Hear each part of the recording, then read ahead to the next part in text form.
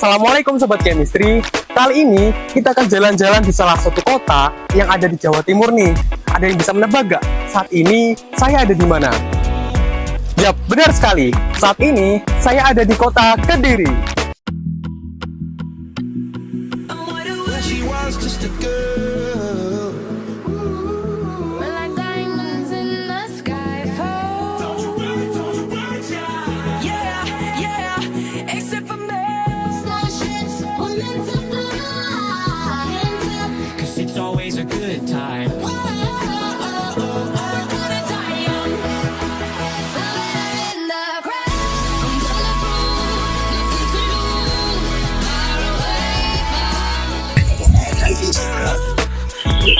Kali ini saya akan memperkenalkan kuliner dari Kediri nih.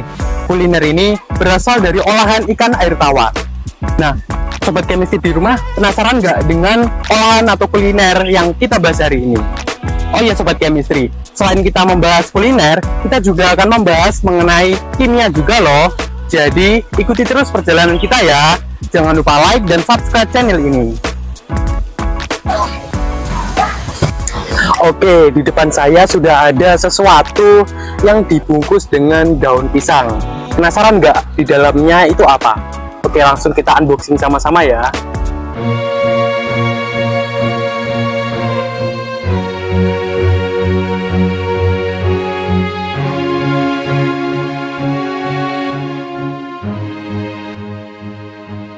Jadi, ini namanya adalah botok wader. Nah, botok wader ini berasal dari ikan endemik Sungai Kediri dan sekitarnya. Namanya yakni ikan wader. Oh iya Sobat Chemistry, ikan wader yang digunakan dalam botok ini diambil dari sungai di samping saya loh, yakni Sungai Berantas Kediri. Namun, di balik kelezatan botok wader ini menyimpan rahasia gelap di dalamnya. Rahasia gelap itu terdapat pada ikan yang digunakan dalam botok wader ini. Saat ini saya sedang berada di tepian Sungai Berantas, salah satu sungai besar yang membelah kota Kediri. Lantas, apa yang menjadi rahasia gelap dari ikan yang diambil dari Sungai Berantas ini? Sebelumnya, pernahkah kalian melihat berita ini?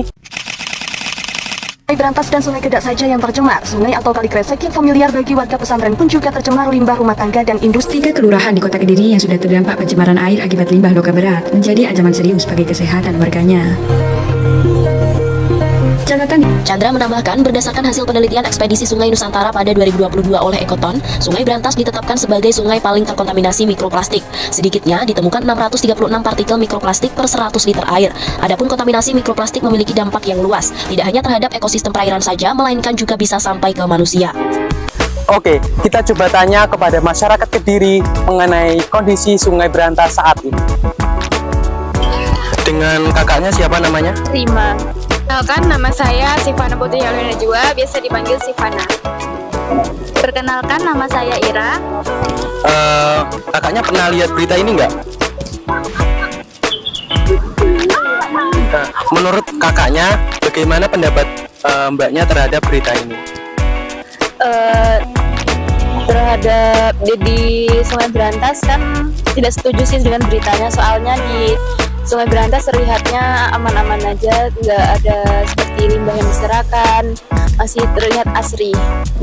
Setuju karena dampak dari lingkungan tercemar tidak terlalu signifikan dan itu pun mengaruh kepada lingkungan saja. Tidak setuju karena lingkungan di sekitar saya terlihat bersih dan tidak ada tanda-tanda pencemaran. Dari hasil wawancara yang telah dilakukan, ternyata masih banyak masyarakat Kediri yang belum tahu bahwa sungai-sungai yang mengalir di Kediri termasuk Sungai Berantas ini telah tercemar oleh berbagai limbah, termasuk limbah industri, limbah rumah tangga, bahkan hingga limbah zat kimia. Nah, dari limbah-limbah tersebut ternyata menyimpan berbagai zat kimia yang berbahaya. Salah satu zat yang berbahaya tersebut adalah mikroplastik dan logam berat yang dapat mengancam kesehatan manusia. Logam berat yang sering ditemukan dalam lingkungan perairan yakni timbal, tembaga, kadmium, dan nikel yang bersifat toksik ketika berada di dalam tubuh manusia. Sedangkan bentuk mikroplastik yang kerap dijumpai pada perairan mulai dari bentuk fiber, fragmen, film, hingga busa. sungai yang mengalir di Kediri seperti Sungai Berantas dan Sungai Kresek ternyata juga mengandung logam berat dan mikroplastik di dalamnya. Berdasarkan penelitian yang dilakukan oleh Lutfia Ayudea dan kawan-kawan mengenai analisis pencemaran logam berat di Sungai Kresek dan penelitian dari Lilik Maulidiah dan kawan-kawan mengenai identifikasi kelimpahan mikroplastik di hilir Sungai Berantas, ditemukan bahwa sungai di Kediri mengandung kadar tembaga dan krom serta mikroplastik yang jauh melebihi baku mutu yang telah ditentukan. Ternyata isu pencemaran sungai oleh logam berat dan mikroplastik ini dapat dijadikan suatu materi yang diangkat dalam socio-scientific issue. Lantas, bagaimana pertanyaan socio-scientific issue yang tepat untuk menggambarkan isu pencemaran lingkungan oleh logam berat dan mikroplastik ini? Langsung saja kita akan mewawancarai dan bertanya kepada masyarakat di Kediri mengenai isu tersebut.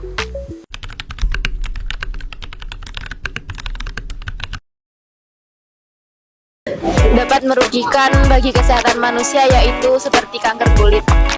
Dampak jangka panjang dari tercemarnya air logam berat yaitu bisa merugikan kesehatan seperti penyakit kulit, demam, radang tenggorokan, dan lain-lain. Dampak kesehatan yang disebabkan oleh pencemaran tersebut misalnya alergi atau juga autoimun. Selanjutnya, untuk mengetahui kadar serta kandungan jenis mikroplastik dan logam berat apa yang ditemukan pada sampel air sungai yang tercemar, maka diperlukan suatu tahap analisis terhadap sampel sungai yang tercemar tersebut. Lalu menurut kalian, teknik analisis apa yang tepat untuk mengetahui dan menghitung kadar serta kandungan mikroplastik dan logam berat pada sampel air sungai yang tercemar?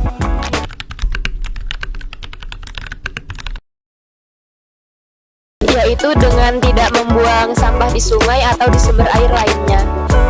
Solusi untuk mengatasi pencemaran yaitu dengan mengolah limbah dengan benar dan juga tidak membuang sampah sembarangan. Nah, untuk itu mari kita menjaga kelestarian ekosistem di sekitar kita, terutama ekosistem sungai, supaya anak cucu kita di masa mendatang masih bisa menikmati keindahan ekosistem dan juga kelezatan olahan ikan seperti botok wader tadi tanpa khawatir akan kesehatan mereka. Kalau bukan kita, siapa lagi? Dan kalau bukan sekarang, kapan lagi? Oke, sekian dulu vlog kita hari ini. Jangan lupa lakukan satu kebaikan hari ini. See you next time dan sampai jumpa!